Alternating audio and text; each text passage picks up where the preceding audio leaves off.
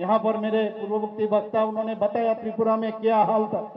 त्रिपुरा पहले हिंसा का, एक उग्रवाद का एक स्टेट था।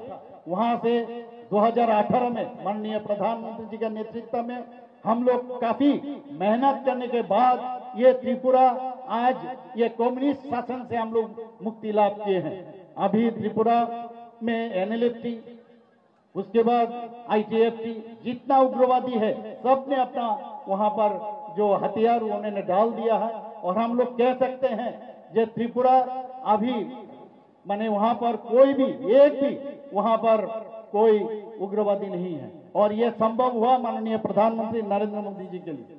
आज त्रिपुरा विकास के रास्ते पर चल रहे हैं। वहां पर माननीय प्रधानमंत्री जी हमेशा कहते थे कि अगर नॉर्थ ईस्ट डेवलप नहीं होगा तब देश भी डेवलप नहीं होगा।